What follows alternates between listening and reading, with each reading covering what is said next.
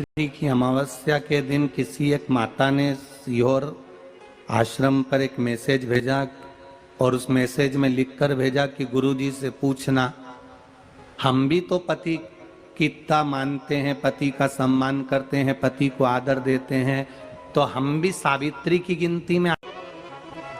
सीहोर से मैसेज आया कि गुरुजी वो ऐसा ऐसा पूछा गया है, आप बताओ क्या कहना है। हमने कहा कह दो, जब वट सावित्री आती है तभी तुम पति को प्रणाम करती हो, जब दिवाली आती है तब पति को प्रणाम करती हो, जब करवा चौथ आती है तभी चलनी में मुंह देखती हो, बाकी के समय तो तुम जूड़ा बांध के ऐसी बोलती हो कि पति थर थर कांपता है। 16 श्रृंगार में नारी के हाथ की चूड़ी का कलर अलग हो सकता है, चूड़ी की डिजाइन अलग हो सकती है, चूड़ी अलग हो सकती है, चूड़ी महंगी सस्ती हो सकती है, मंगलसूत्र की कीमत ऊंची नीची हो सकती है, पांव की बिछुड़ी की कीमत ऊंची नीची हो सकती है, कान के कुंडल की कीमत ऊंची नीची हो सकती है। तुम्हारे शरीर पर जितने जितने 16 श्रृंगार हैं उसकी कीमत ऊंची नीची हो सकती है। केवल मंगलसूत्र की डिजाइन बदल सकती है, नाक की लौंग की डिजाइन बदल सकती है, कान के बुंदे की डिजाइन बदल सकती है, हाथ की चूड़ी की डिजाइन बदल सकती है, पांव की पायल की डिजाइन बदल सकती है। केवल नारी के 16 श्रृंगार में एक श्रृंगार ऐसा है जिसकी कीमत जो पहले थी वही कीमत आज तक है और उसकी डिजाइन आज तक नहीं बदली। वो मांग का सिंदूर है, एक जैसी डिजाइन है और एक जैसी कीमत है। सारे श्रृंगार की कीमत अलग, पर मांग में जो सिंदूर डाला जाता है वो एक कीमत का होता है, एक डिजाइन का होता है और एक जैसा होता है, और वो सबसे भारी होता है। सावित्री यमराज से कह रही है मेरे पति को छोड़ दो। यमराज कह रहा है सावित्री तेरा पति मर चुका है, मांग के सिंदूर को पोंछ दे। सावित्री कहती है पूरा श्रृंगार उतार दूंगी पर मांग का सिंदूर नहीं पूछने दूंगी। तब यमराज ने कहा जब तक तू मेरे मांग का अपनी मांग का सिंदूर नहीं उतारती तब तक तू मेरे पास नहीं आ सकती।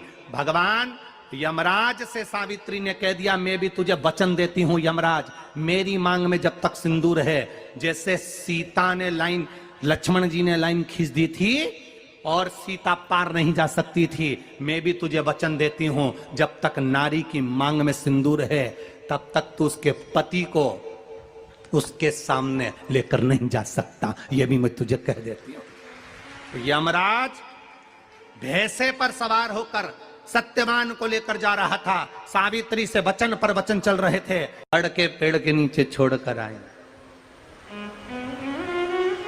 क्या चाहिए तुझको, क्या चाहिए तुझको, क्या दूं मैं तुझको, कुछ मांग ले मुझसे। सावित्री कहती है क्या दोगे आप, मेरे पति के प्राण दे दो बस वापिस, और कुछ नहीं चाहिए। यमराज यमलोक में प्रवेश करने लगा। मांग के सिंदूर में से थोड़ा सा सिंदूर सावित्री ने केवल हाथ में लेकर अपनी बिंदी पर जो लगाया, सत्यवान को लेकर यमराज अंदर नहीं जा पाया। बाहर खड़े होकर कहता है मांग ले, मैं तुझे एक वचन नहीं, तू बोले तो मैं 2 वचन दे देता हूं, तू बोले तो मैं 3 वचन दे देता हूं, तू मांग क्या चाहिए। तब सावित्री ने कहा देना चाहते हो, हाँ। अब यमराज को लगा कि लालच में पड़ गई सावित्री। तब कहा पहला वचन दीजिए, मेरे अंधे सास ससुर के नेत्र वापिस आ जाएं। यमराज ने कहा तथास्तु।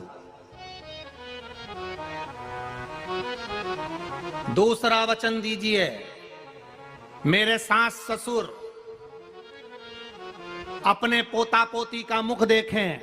यमराज ने कह दिया तथास्तु।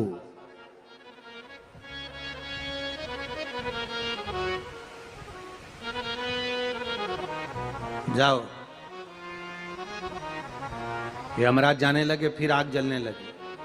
कहने लगे अब मैं अंदर क्यों नहीं जा पा रहा हूं। सावित्री कहती है तुमने वर दिया है मेरे सास ससुर पोता पोती का मुख देखें, उनके बेटे को तुम ले जाओगे तो पोता पोती कहां से होगा,